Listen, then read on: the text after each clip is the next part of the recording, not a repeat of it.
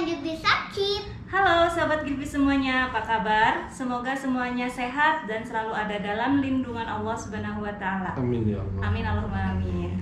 Untuk sahabat Gilby semua yang mau nonton videonya Umi Gilby, seperti biasa harus apa dulu Gilby? Ngaji dan sholat, gak boleh ngaji sholat sambil nonton, nanti dicetak dosa loh.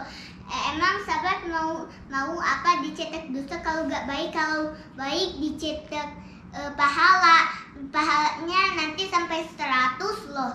Bisa jadi tinggi, bisa jadi Masudas dan Hafiz Quran. Masya Allah, udah diingetin tuh sama Gilby kalau yang mau nonton videonya Umi Gilby harus sholat dan ngaji dulu. Gak boleh nonton dan sholat, gak boleh ngaji dan sholat sambil nonton. Masya Allah. Dicetak dosa loh. Tuh, dicatat dosa Aku dong. aja gak mau dicetak dosa. Masya Allah, udah diingetin ya sama Gilby. Nah, Insya Allah, untuk insya Allah. video kali ini Umi Gilby bikin video yang beda dari yang lain. Karena untuk video kali ini mungkin durasinya akan lebih panjang sedikit. Dan Umi Gilby ditemani sama beliau-beliau. Ada, boleh dikenalkan mungkin dari paling pojok ada siapa ini? Perkenalkan, nama saya Ridwan Ahmad Al-Maki. Ya, beliau kelahiran dari kota suci Mekah, besar di Mekah, dan alhamdulillah sampai saat ini masih tinggal di Mekah ya. Alhamdulillah. Dan ada Asalim. Udah dikenalin duluan. Silakan Itu, Ustadz sama Salim. aja ya. Ada Ustadz Salim ini, beliau siapa? Perkenalkan, saya Muhammad Salim. Awalnya asalnya dari Jawa Barat, tepatnya dari Kabupaten Sukabumi. Nah, Dan kurang lebih di sini sudah hampir 3 tahun. Di 3 Arab tahun. Saudi kurang lebih. tepatnya di kota suci Mekah ya. Tepatnya di kota suci Mekah. Alhamdulillah. Alhamdulillah. Dan kita semua asli dari Jawa Barat. Masya Allah. Kita ditemukan sama Allah. Alhamdulillah bertemu pertama kali di kota suci Mekah, dan sekarang kita lagi ada di luar kota suci Mekah. Kita tepatnya lagi ada di kota Al-Baha. Di kesempatan hari ini Umi Gilby tuh pengen tanya-tanya sama beliau-beliau ini yang Masya Allah tabarakallah, pengalamannya itu luar biasa. Beliau itu menjadi apa ya? Menjadi apa ya kalau disebutnya itu? Guide tour. Jadi menemani para tamu Allah yang ada di kota suci Mekah, Madinah, khususnya untuk para jemaah haji dan umroh pasti ya. Iya. Kalau misalnya Umi Gilby mau minta izin dulu sebelumnya, boleh nggak Umi Gilby mau nanya bagaimana pengalaman mungkin bercerita, betul kata Gilby. Mungkin ada suka dukanya, ada pengalaman yang tidak terlupakan, ada yang lain-lainnya. Boleh dari Ustadz Salim dulu mungkin. Boleh. Bismillahirrahmanirrahim. Alhamdulillahirrabbilalamin. Wassalatu wassalamu ala asrofil anbiya'i wal mursalin wa ala alihi wa sahbihi wa man tabi'ahum bi ihsanin ila yaumiddin, amma ba'd.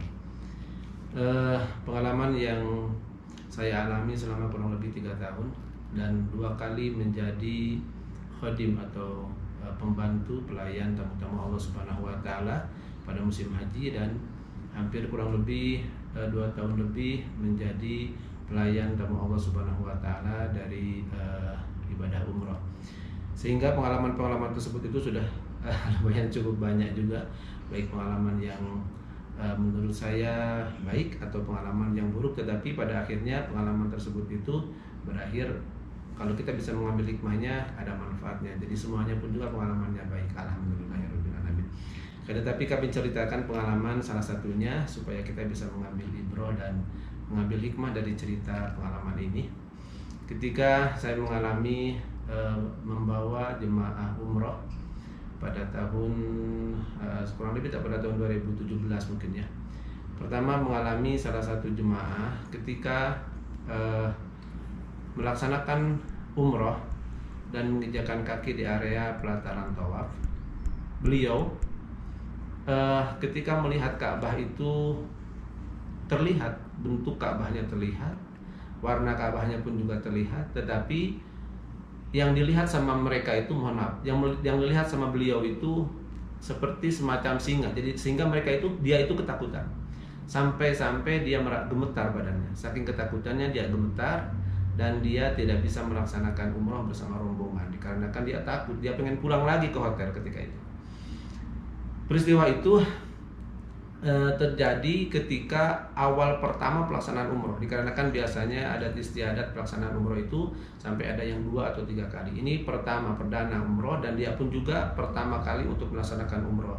Sebelumnya belum pernah melaksanakan umroh. Dikarenakan saya sebagai pembimbing, sebagai pemandu juga, maka tidak mungkin saya mengikuti salah satu jemaah yang ada masalah. Pastinya saya wakilkan kepada suaminya untuk mendampinginya dan saya melanjutkan umroh bersama jemaah-jemaah yang lainnya sampai selesai prosesi pelaksanaan umroh, tawaf selesai, sholat sunat tawaf juga selesai, dan diakhiri dengan sa'i dan tahallul. Setelah itu saya bergegas langsung menuju ke hotel karena saya berpikir pasti si ibu dan suaminya tadi itu dia sudah menunggu di hotel. Dan saya pikir dia itu tidak ikut umroh dikarenakan kan dia perdana umroh, belum tahu bagaimana cara umrohnya dan lain sebagainya. Nah, pas saya sampai di hotel ternyata dia sudah belum sampai ke hotel. Nah, dari situ saya jadi lebih khawatir karena saya awalnya berpikiran dia ada di hotel, ada di kamar menunggu, ternyata dia nggak ada. Tetapi alhamdulillah setelah beberapa menit, mungkin sekitar setengah jam, beliau datang bersama suaminya dan istrinya menangis, tetapi istrinya tidak menyampaikan apa masalahnya, permasalahan yang dia alami. Yang menyampaikan permasalahannya itu malah suaminya. Dia mengajak saya ke tempat yang agak tersembunyi biar tidak terlihat sama yang lain, dan dia mengatakan bahwa istri saya itu ketika melangkahkan kaki ke area pelataran tawaf, maka dia itu gemetar badannya dikarenakan melihat Ka'bah itu seakan-akan seperti harimau yang kayak menerkam gitu, kata dia, seperti itu bilangnya. Jadi takut sekali sehingga dia gemetar badannya, nggak kuat untuk melangkah. Dia mengajak suaminya untuk pulang kembali ke ke hotelnya. Nah, setelah itu saya memberikan solusi sepaham saya untuk melaksanakan umroh dikarenakan kalau tidak dijadikan umrohnya maka pasti dia akan ada 2 tanggungan. Yang pertama dia harus diqadha umrohnya seperti mana sunnah Rasulullah seperti itu, dan yang kedua dia harus membayar dam. Maka saya mencari solusi, mencari mutawif yang lain untuk membimbing umroh dia pribadi berdua, karena tidak mungkin saya untuk membimbing beliau karena kan saya baru selesai dalam keadaan masih capek. Dan setelah itu saya kasih saran sebelum melaksanakan tawaf, coba saling maaf-maafkan antara suami dan istrinya. Mungkin ada salah, ada namanya juga manusia kan ya, tidak mungkin selamanya benar, kita bukan malaikat, dan tidak mungkin juga kita selamanya salah, kita bukan syaitan. Dan sebaik-baiknya manusia adalah ketika merasa salah dan meminta maaf kepada Allah Subhanahu wa taala. Tidak akan ada sifat ghafur Allah Subhanahu wa taala jika saja manusia itu benar selamanya, tidak mungkin. Jadi sangat ada hikmahnya. Sehingga sedikit saya sampaikan, Imam Asy'adili mengatakan ada seorang waliullah, dia meminta berdoa di Mu'tajam, ya Allah, janganlah sampai hati saya itu melaksanakan maksiat lagi. Maka dia terdengar dari samping, jika saja engkau tidak melaksanakan maksiat lagi, maka apa fungsinya saya sebagai pengampun? Begitu. Jadi intinya adalah manusia itu memang sifat manusia, tetapi sebaik-baiknya manusia merasa dia salah dan dia meminta maaf atau meminta ampunan kepada Allah Subhanahu wa taala. Maka saya sampaikan hal-hal seperti itu. Setelah itu dia minta maaf sama suaminya, dan saya sarankan sebelum melaksanakan tawaf itu diawali dengan sholat sunat taubat 2 rakaat di Masjidil Haram, dan dia laksanakan pula setelah dia menanyakan bagaimana cara-caranya sholat sunat taubat. Setelah itu alhamdulillah, masya Allah, tabarakallah, saya dengan rasa khawatir menunggu di kamar di hotel, dan saya carikan mutawif 1 jam mungkin. Setelah itu dia datang dalam keadaan ceria, dalam keadaan gembira, masya Allah. Dia katanya tenang umrohnya, tidak ada rasa takut lagi seperti yang semula. Terus kata dia tidak ada rasa capek katanya pas sa'i. Padahal sa'i dan tawaf itu masya Allah, kalau yang belum pernah melaksanakan umroh mungkin ya, capeknya masya Allah. Apalagi terlebih ketika sa'i ya, karena kan ada tanjakannya juga, terus durasi putarannya juga sangat lama sekali, masya Allah, tabarakallah. Jadi kalau kita mengambil hikmah dari pelajaran ini, yang pertama bahwasanya ketika Allah Subhanahu wa taala panggil kita untuk melaksanakan haji atau umroh, maka Allah tidak ingin melihat hambanya itu dalam keadaan kotor. Karena Baitullah itu dalam artian makna harfiah adalah rumah Allah. Tetapi dalam artian secara lurus atau secara umum, maka Baitullah itu adalah tempat untuk kembalinya ke Allah. Sementara kita kalau kembali ke Allah tidak mungkin dalam keadaan kotor. Jadi Allah ingin hamba-hambanya ketika sudah dipanggil memenuhi panggilannya melalui Nabiullah Ibrahim alaihissalam, maka Allah ingin hambanya itu dalam keadaan bersih. Sehingga ketika melaksanakan tawaf berkeliling mengelilingi Baitullah itu dalam keadaan badannya bersih dari noda, dosa dan lain sebagainya. Maka dengan cara itulah Allah Subhanahu wa taala tunjukkan ini loh untuk kamu membersihkan diri supaya kamu itu lebih mendekat kepada kami dengan cara seperti itu. Jadi bagi jemaah-jemaah yang mungkin ada rencana umrah, mudah-mudahan segera dibuka lagi oleh pemerintah Arab Saudi dan mudah-mudahan Allah Subhanahu wa taala segera cabut wabah ini. Amin. Jadi jangan ada rasa saya ini belum siap untuk melaksanakan umroh, saya ini banyak sekali dosanya, banyak sekali kesalahan-kesalahannya, saya belum siap. Justru itu, menurut saya itu ketika kita merasa dosa, itu sudah modal pertama untuk kita kembali kepada Allah.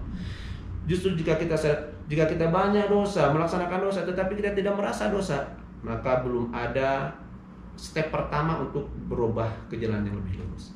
Kita merasa dosa, walaupun kita selalu berulang-ulang kita melaksanakan dosa, itu sudah modal yang paling top, yang paling utama untuk berubah.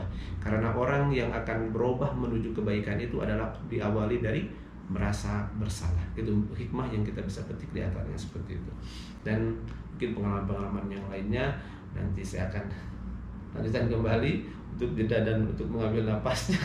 Silakan untuk pengalaman guru saya, Masya Allah, ini kawan dari awal, banyak sekali hikmah saya bareng-bareng sama beliau. Walaupun saya mungkin jarang komunikasi karena di kamar itu berdua sama beliau. Kamar saya berdua sama Al-Ustadz Ridwan. Memang kalau komunikasi jarang. Kadang-kadang saya kerja, beliau ada di rumah. Beliau kerja, saya ada di rumah. Jadi jarang komunikasi. Tetapi walaupun jarang komunikasi seperti yang lainnya ngobrol apa lain, tetapi saya selalu ambil hikmah dari beliau. Terlebih beliau adalah Ahlul Makkah, insya Allah, yang pengalamannya itu lebih tinggi dibanding saya. Kadang mungkin saya teori lebih paham, tetapi beliau pelaksanaan lebih mendalam. Sedangkan pelaksanaan itu lebih utama daripada teori. Apalah artinya sebuah teori kalau tidak ada pelaksanaan. Jadi Masya Allah, beliau adalah guru kami yang secara tidak langsung bagi saya, insya Allah. Ini mohon maaf sebelumnya, antara Ustadz Salim dengan Ustadz Ridwan Ahmad Al-Maki ini satu rumah ya? Iya, Satu rumah, satu kamar. Jadi beliau ini rumahnya itu sangat dekat dengan Masjidil Haram. Jadi dari rumah beliau mau ke Masjidil Haram itu tinggal jalan kaki saja, tidak menghabiskan waktu sampai 10 menit. Bahkan kurang dari 10 menit dari rumah ke Masjidil Haram bisa langsung sampai. Sedekat itu, Masya Allah. Semuanya pasti ya. Dan tadi di balik cerita yang sudah disampaikan oleh Ustadz Salim itu banyak sekali hikmahnya tentunya. Dan seperti cerita bohong ya, tapi ini memang sangat-sangat real dan nyata sekali dialami oleh salah satu jemaah yang pernah dibimbing oleh Ustadz Salim. Dan Ustadz Salim langsung mendengar cerita tersebut dan langsung melihat kejadian tersebut. Jadi bisa diambil hikmahnya juga oleh sahabat Ilbi semua. Kita juga penasaran ya, ada apa sih di cerita selanjutnya. Kita sekarang tanya ke Ustadz Ridwan nih. Mungkin ada pengalaman dari jemaah atau pengalaman lainnya yang kata orang di luar nalar tapi memang benar terjadi gitu. Pengalaman sih alhamdulillah ada. Cuma mungkin pengalaman yang pertama kali saya membantu jemaah atau tamu Allah waktu saya kelas 4 SD. Waktu saya masih kecil, itu pertama kali saya masih ingat jalan kaki dari rumah menuju ke sekolah. Kebetulan waktu itu rumah saya di Syamiyah, kalau nggak salah waktu itu saya kelas 4 SD. Itu pertama kali saya membantu jemaah atau tamu-tamu Allah yang sedang kesasar. Jadi kebetulan beliau ini ibu udah tua dan minta bantuan ke saya untuk diantar ke hotelnya. Dan waktu itu saya belum tahu hotelnya tempatnya di mana karena pertama saya belum ngerti bahasanya. Karena dari kecil saya alhamdulillah Pakai bahasa Arab ya. pakai bahasa Arab terus. Sedangkan beliau pakai bahasa Indonesia. Beliau pakai bahasa Indonesia dan ya saya memahaminya ya sebisa saya.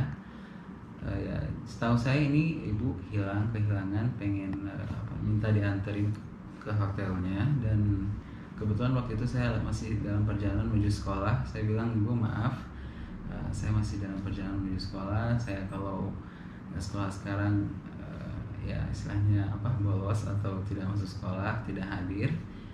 Dan ibu ini memaksa untuk saya diantar ke hotelnya, minta tolong, minta ini. Dia udah nggak bisa minta bantu ke siapa-siapa, mau minta ke orang Arab takut, mau minta ke orang lain takut, karena ya di sini kan istilahnya agak rawan untuk kalau minta bantuan ke orang yang di luar di luar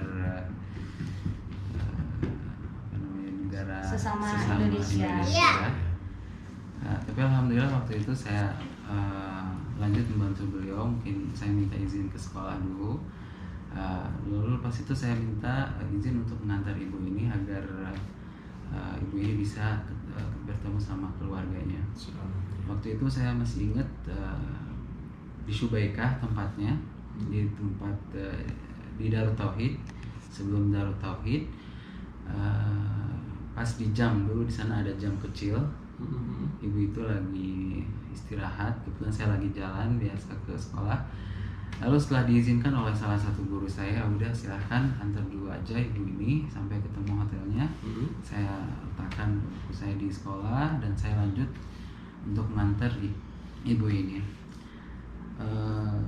Karena waktu itu saya belum tahu nama-nama hotel dan ini baru pengalaman pertama kali saya untuk membantu jemaah.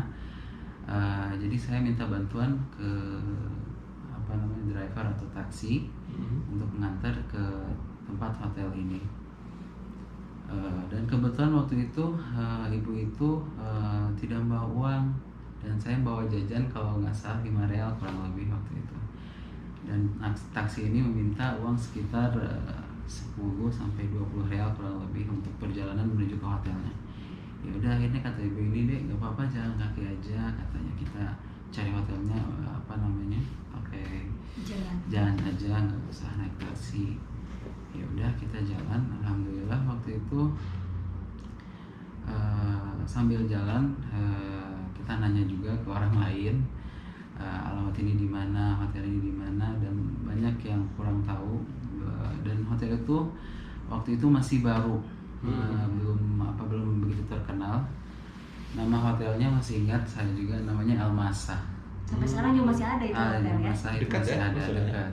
Al-Masa itu sangat dekat dari Masjidil Haram. Paling dekat ya, kalau nggak salah. Paling dekat dari Masjidil Ke Haram arah dari Aziziyah. arah Aziziyah, dari arah pintu King Abdul Aziz nomor 1.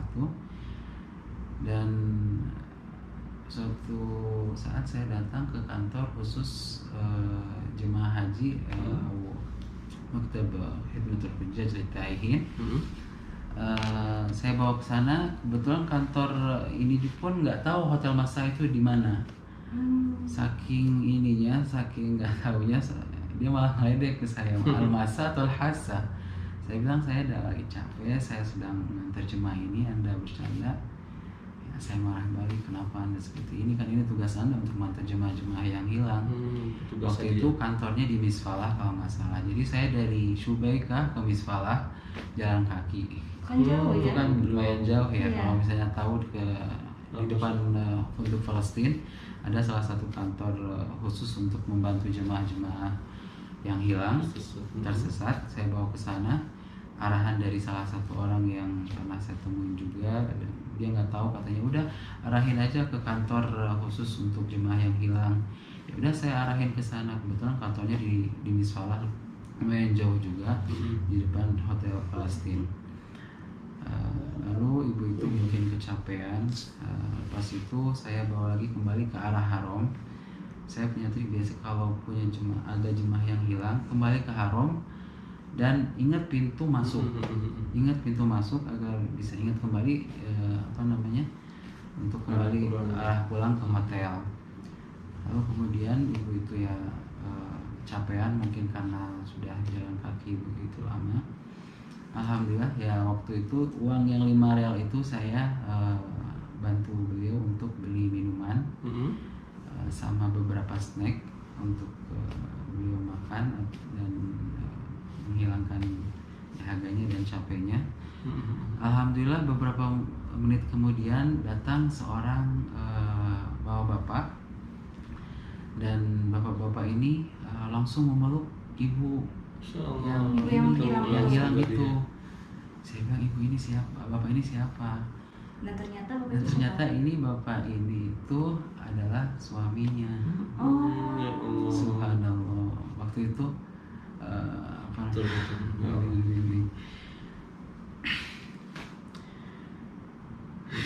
Jadi ibu itu terpisah dari rombongannya, udah agak begitu lama, dan ibu itu nggak berani untuk minta tolong ke siapa-siapa. Dan singkat cerita, alhamdulillah udah dipertemukan kembali di pelataran Masjidil Haram, langsung ketemunya dengan suaminya. Ada di balik cerita itu ya mungkin kita kalau misalnya berangkat umroh itu atau berangkat haji itu memang sangat hati-hati. Kalau yang pertama sekali baru berangkat haji dan umroh pasti akan bingung jalur dari hotel ke Masjidil Haram karena begitu luas tempatnya. Jadi singkat cerita ibu itu udah ketemu. Singkat cerita ibu itu langsung ketemu, dan ibu ini langsung bilang ke bapak ini anak ini ada ini yang ngantar saya ke sana sini, dan dia langsung peluk saya. Terima kasih. Masya Allah. Jadi waktu itu nganterin ke ibu itu dalam keadaan masih pakai seragam sekolah dong ya? Seragam sekolah pakai di sini seragam sekolah pakai gamis, pakai top. Iya. Iya, tapi buku udah saya simpan di sekolah, ya. saya taruh di Masya sini. Allah. Itu dari jam 7 pagi, karena saya biasa ke sekolah kurang lebih jam 6.30 sampai sekolah jam 7, kurang lebih seperti itu kalau nggak salah. Lalu beliau ketemu sama keluarganya, sama bapak itu kisaran jam 10. Jadi udah beberapa mata pelajaran udah tinggalan. Ya. Dan alhamdulillah dari sana saya komitmen. Saya lihat bahagianya mereka itu senang banget gitu saat itu. Ibu kemana aja ini ya, saya tuh waktu itu sedih juga, saya bilang dari jauh, oh ternyata ini gini membantu jemaah itu. Dan alhamdulillah itu salah satu kewajiban saya sebagai warga yang tinggal di sini, yang tahu arah dan jalan ya. Tahu jalan, ya, dan ya setelah itu saya baru kenal hotel, tempat dan lain sebagainya. Jadi ini ya, jadi sesuai dengan slogan pemerintah Saudi, khidmatul hujjaj syarafun lana. Jadi membantu dan melayani jemaah haji atau jemaah umrah, teman-teman Allah itu syarafun lana, kebanggaan, kemuliaan bagi kita. Dan itu yang biasa kita rasakan setelah, jadi walaupun kita setelah beberapa kali dan beberapa hari melaksanakan umroh, membimbing dan lain sebagainya selain daripada umroh ataupun haji, memang capek itu pasti capek. Capek pasti. Apalagi kalau kita nganterin yang tersesat, terus yang apalagi kalau kita menghadapi jemaah yang beliau itu pahamnya hanya bahasa daerah. Iya betul, nggak bisa bahasa Indonesia. Masya Allah, gitu ya. jadi kita make kulon, ini malah ke kalian kan jadi bingung gitu. Nah itu yang lebih susahnya. Nah tapi kalau kita dilayani dengan sepenuh hati dan sabar, alhamdulillah, masya Allah, ada kepuasan tersendiri, dan itu adalah yang biasa yang dirasakan oleh semua petugas baik haji atau umroh. Karena saya alami seperti itu juga. Insya Allah, jadi kalau kita berkhidmah, melayani tamu-tamu Allah, karena dia itu jelas-jelas tamu Allah. Jadi mohon maaf sedikit. Jadi kenapa jemaah haji itu disebut dengan tamu Allah? Karena ketika Allah Subhanahu wa taala memanggil seluruh umat manusia melalui perintahnya kepada Nabiullah Ibrahim untuk memanggil seluruh manusia yang ada di muka alam ini. Dia kata Allah Subhanahu wa taala, wa'adzim fin nasi bil haji yatuka rijalan wa ala kulli dhamiri yatina min kulli fajjin amik. Wahai Ibrahim, panggillah seluruh umat manusia yang ada di muka alam ini untuk melaksanakan haji secara besar-besarnya seperti itu. Maka di dalam tafsir Ibnu Katsir dikatakan, ketika Allah Subhanahu wa taala memanggil seluruh umat manusia, ketika Nabiullah Ibrahim memanggil seluruh manusia atas suruhan Allah Subhanahu wa taala, maka Nabiullah Ibrahim mendaki ke sebuah bukit. Ada yang mengatakan mendaki ke Jabal Abi Qubais, ada yang mengatakan mendaki ke Ka'bah. Maka kata Nabiullah Ibrahim alaihissalam, ya ayyuhalladzina amanu inna rabbakum qad ittakhadha baitan fahajjuhu. Wahai orang-orang yang beriman, sesungguhnya Allah Subhanahu wa taala telah membuat Baitullah Ka'bah ini bagi kalian. Fahajjuhu, maka laksanakanlah ibadah haji, kata Nabiullah Ibrahim alaihissalam.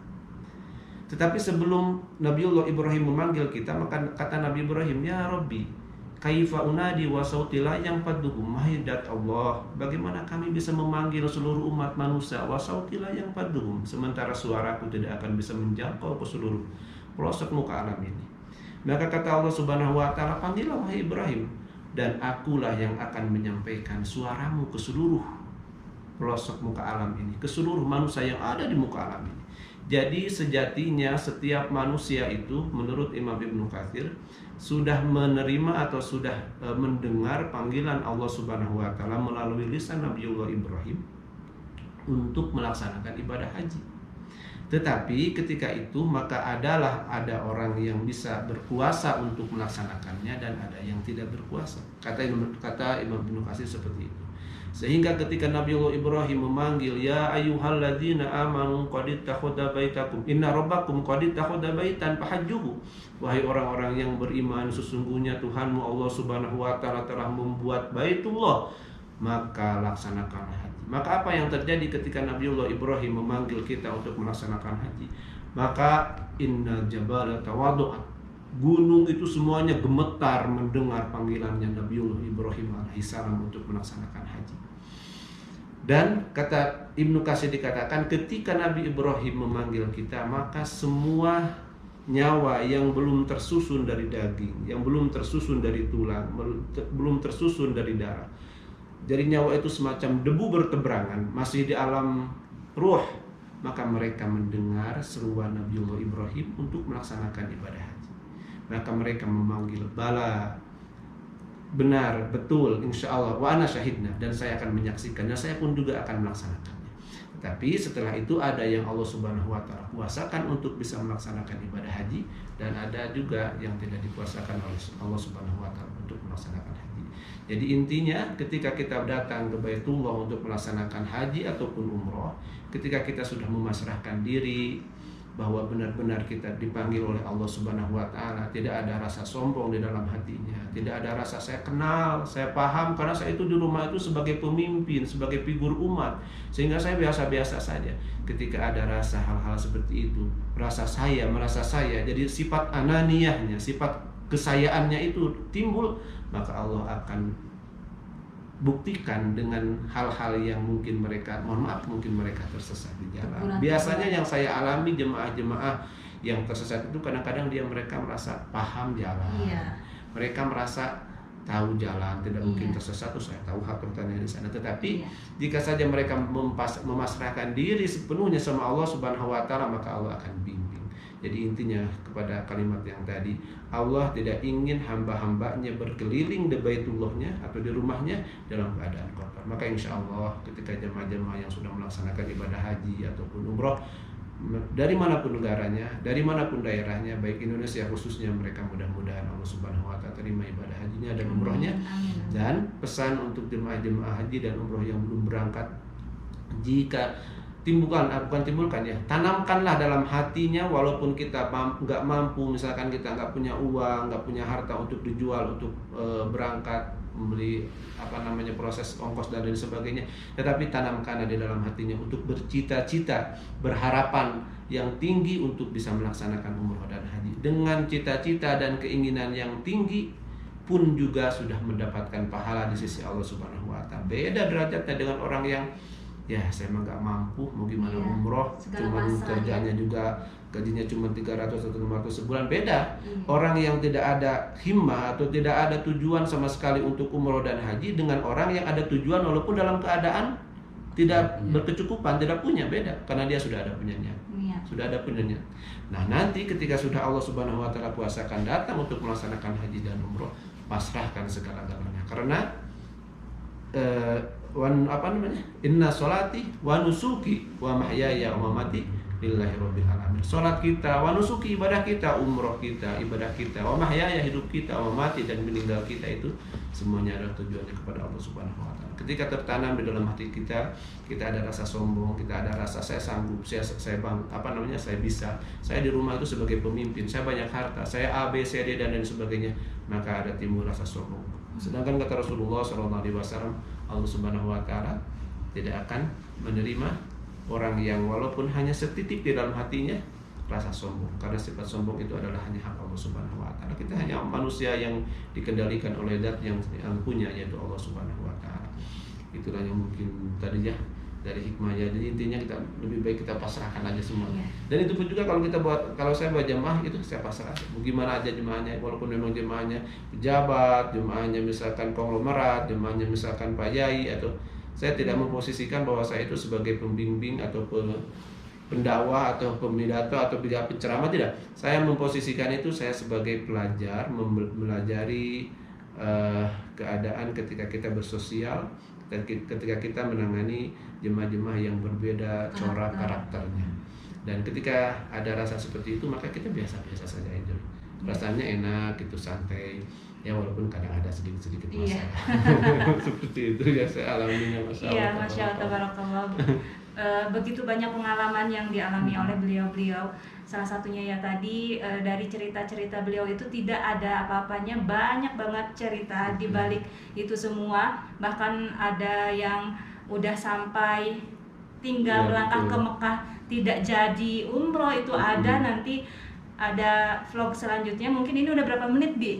35 menit, udah setengah jam. Ya, gimana mau diceritain sekarang atau nanti nih? Tergantung kamera. Gimana bagusnya? Udah cukup lah. Udah cukup ya. Misalnya, mungkin nanti akan ada part keduanya, sahabat. Bagaimana cerita lebih serunya lagi, karena banyak pengalaman jemaah yang dibimbing oleh beliau-beliau itu. Ada pengalaman yang aneh, ada pengalaman yang menyedihkan, menegangkan, bahkan di luar nalar sekalipun kayak yang tadi itu masih ada lagi ya Ustadz ya. Iya, betul. Masih ada, Masya Allah. Untuk sahabat semua, ambil hikmah dari cerita-cerita yang sudah terjadi, bahwasanya apa yang kita perbuat akan kita pertanggungjawabkan di hadapan Allah. Bahkan di tanah suci Mekah Al-Mukarramah pun kita akan mendapatkan teguran, walaupun kita sedikit tidak menyadari apa yang sudah kita lakukan, tapi Allah Maha tahu apa yang sudah kita lakukan. Bismillahirrahmanirrahim. Alhamdulillahirabbil alamin. Alhamdulillahilladzi hamdan yuafi ni'amahu yukafi mazidah, ya rabbana lakal hamdu wa lakal syukru kama yanbaghi li jalali wajhikal karim wa li 'azimi sultanik. Segala puji bagimu ya Allah yang telah menghidupkan kami. Segala puji bagimu ya Allah yang akan mematikan kami. Hidup kami adalah di dalam kekuasaan-Mu ya Allah. Segala puji bagimu ya Allah yang kasih sayang-Mu lebih luas daripada murka-Mu. Segala puji bagimu ya Allah yang masih memberikan kesempatan kepada hamba yang selalu berulang-ulang kali membuat dosa ya Allah. Ilahana segeralah cabut wabah yang ada di muka alam ini, supaya hamba-hambamu yang beriman kepadamu bisa melaksanakan ibadah umroh dan haji seperti biasanya ya Allah. Ya Allah ya Rabbana, tidak ada yang mustahil bagimu ya Allah, jika saja Engkau sudah berkehendak ya Allah. Ya Allah, jika saja para sahabat, para penggemar channel Umi Gilbi ada dalam keadaan sakit, maka ya Allah segera sembuhkan mereka ya Allah.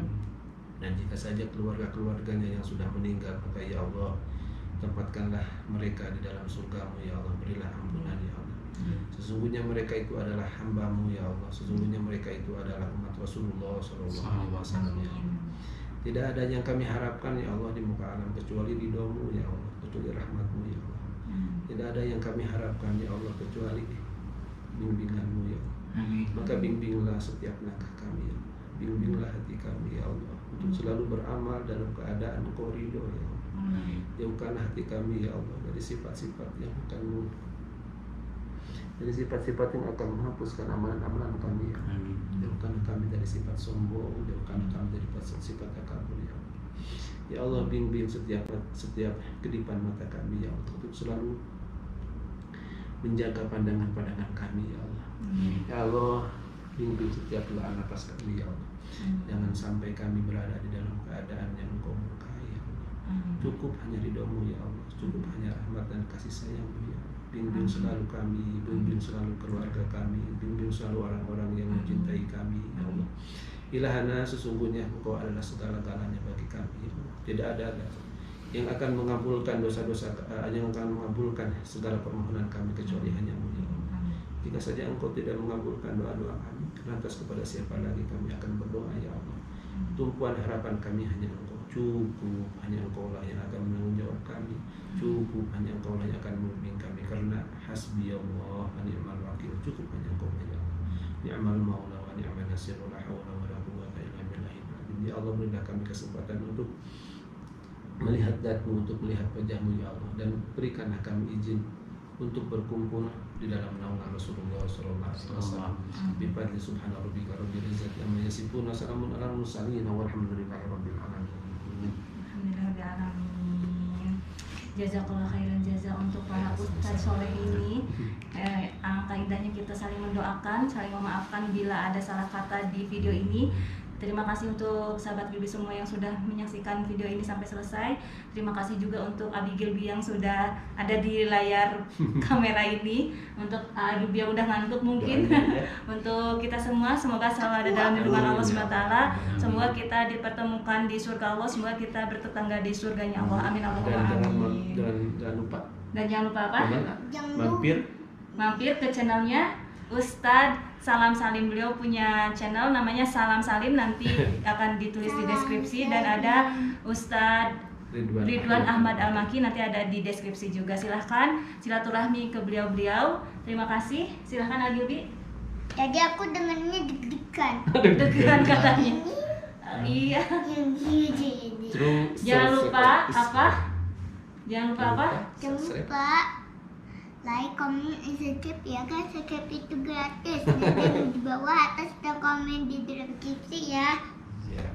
Umi Gilby. Nah, dan di sini ada Gilby Sakib, Umi Gilby, Ustadz Salim, dan sama Ustadz Ridwan pamit undur diri. dan ada Wassalamualaikum Abi Gilby warahmatullahi pamit wabarakatuh. untuk diri. Assalamualaikum warahmatullahi wabarakatuh.